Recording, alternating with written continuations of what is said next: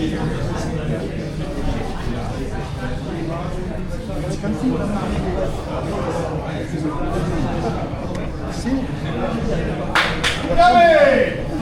here, guys.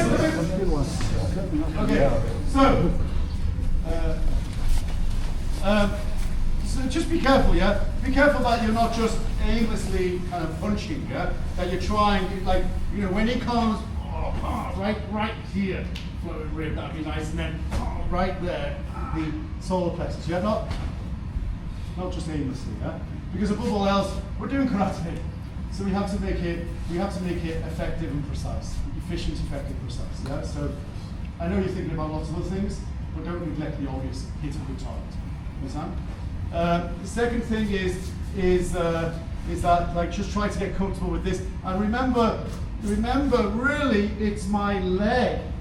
First, I'm going to punch him with my left leg, and then I'm going to punch him with my right leg. You know, I know we're punching, but really, this is where our power is coming from. Of course, it's starting from here, then it's going to here, then it's going to here, and then eventually here. But don't think about these. This is the least important aspect of what you're doing. Understand? Then if you get that, then this sense of this feeling, you can easily go through. Yeah. So this. Think about breaking the line at the end. So 1, 2, 3. This feeling, and this breaking of your line, then not only is okay, but it's also kind of whole part of the technique. It's the technique itself. Understand? Any questions? Speak says about the creating power, right? Mass times velocity squared 2, yeah, right? Yeah. But distance is not a part of it. Yeah. So speaking about the hips, we're doing big hip movement. Yeah. I'm thinking for sure like a technical test. Quite small. Yeah. Can you please explain? Yeah, I think so. Like we especially with Shotokan, one of the fundamental principles of Shotokan is that we go from the macro to the micro. So we make these big preparations and executions, big stances, big hip rotation, big extensions with our techniques. So this is macro movement, and then the macro eventually comes down to just, you know, the smallest micro motion. And so you have to understand, like, we can often, because we practice the macro first, this is like training our body, making it more elastic, more flexible, more explosive, and also with these big ranges, it's much more difficult to get coordination, so we can synchronize our body, all those different elements in this long range motion, then it's easy to synchronize them in the short range motion. So we go from the macro to the micro. The problem is that often people can think that macro movement, that big movement, is in a sense essential to create power. You know, that you have to Popeye-esque kapoor, when actually this kind of like really good karate looks like useless. You know, you see that? That was really good. That was. Like, you know, you get some movie star who's like, yeah, and, oh, that's the guy. That's the guy. Do you understand? So we wanna kind of chisel it down, shave it down. So it's just the nuance, just the micro motion, because ultimately it's mass times velocity squared. No distance is involved, and so I can create power with the smallest motion. I don't need to do this. You know, of course, that's kind of like you know, escalated in competition, of course, and like this idea of sundome, stopping here, and this is an ippon scoring point, and people do this to show them that you've scored. This is all feeding into this idea that distance is involved in karate, when actually, on a really high level, there's no distance. It's just that.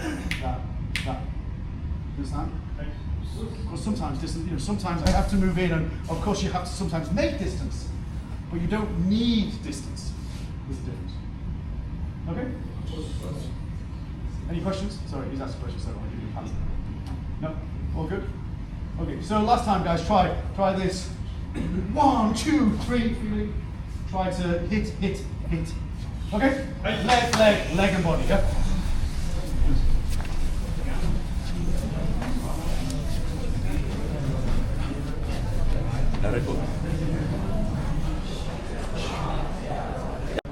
Build them up and then dismiss them, right? So, like karate, I think often is like that. Karate is like a useful fiction. So we have to believe in the fiction as much as possible, but it's only useful if you realize it's a fiction. So all these shapes that we make, all these ideas that we practice are only important if you realize that they're not that important. Do you understand? Like a lot of people get fixated about them. Oh, you must make this shape, you must make this stance, blah, blah, blah, blah, blah. And then they become imprisoned by that idea and they can't go beyond it. Like I remember it was like 1990 maybe, Sai Sensei, who was my chief instructor, Sai Sensei, he was the head of the JK and then he split and then he was the head of the JKS, but when he was still the head of the JKA, he came to England and he did a big seminar and I was there. I was only young and I remember him saying in front of everyone, you realize Shotokan is nothing. It's useless, it's nothing. And Kato, my instructor at the time, kind of went up to us and said, you can't say that in front of all these very proud black belts of Shotokan Karate and a JK Shotokan Karate. And he had the chief instructor of the JK said, it's nonsense. It's complete nonsense. And I was only young, but I remember thinking, well, what does he mean by that? Because I want to know what he means by that. Because he's the chief instructor, if he's saying it, it must be true. And obviously I'm only reverse engineering it because I was only young and couldn't ask him. But what I think he meant was that all these shapes that we're making don't work. Like, practicing these punches, practicing these blocks don't work. But by practicing them, and believing that they work, as it is in a useful fiction, then it gives you a sense of, a connection, a sense of connectivity, a sense of, or a deeper physical intelligence that ultimately does work. Do you understand? Yeah. And so it's really important to realize what principles we're trying to practice in a useful fiction type way, because we're realizing that these useful fictions give us a sense of connection, connectivity, kind of physical intelligence, that then, once we abandon these ideas, has an infinite amount of practical applications. Do you understand? Issues? Any questions? Can I clarify that in any way? Would that be the same as when we do this movement forward in the beginning and we're pushing over? We work with this, but later on it's actually acceptable to open the foot and drive through. For sure, yeah. I mean, it's breaking the basics. Yeah. I think any kind of anything that we would consider a beginner's mistake is actually a beginner's advantage. So beginners move naturally. How can I move quickly forward? Well, the best way to move quickly forward is to maybe pull this foot back, maybe open it, maybe lean forward. That's going to naturally send you forward. And so move faster. Okay, well, this is how I'm going to move faster. And then we spend years saying, no, that's wrong. Like, I wouldn't say it's wrong. I'd say, no, you're cheating there. You're making it easy for yourself. Yeah, that's a really good way to move quickly, but never give them the impression that it's wrong. What I want you to do is take away all those things and then still be able to move fast. And then if you can move fast whilst taking away all those things, eventually you can add them back in again.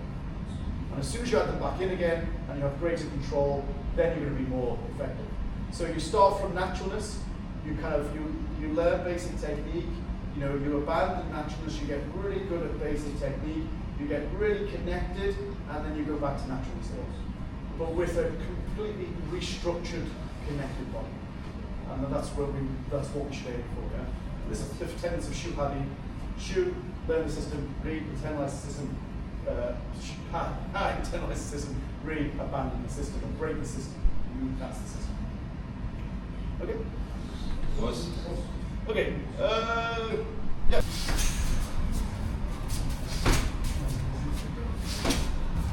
It's the same thing. It's the same thing. Just small, big action, big breath. Small action, small breath. But just keep the same idea. It's still back leg plant drive. Back leg drive. Oh, doesn't make any difference. But just try to try to regulate your movement by how much you're breathing in and out, the speed, and the tempo. Understand? Any questions? No questions? One more time. That's not a command. That just makes me angry. When you block with your back leg, you Yeah. press a little bit on your spine.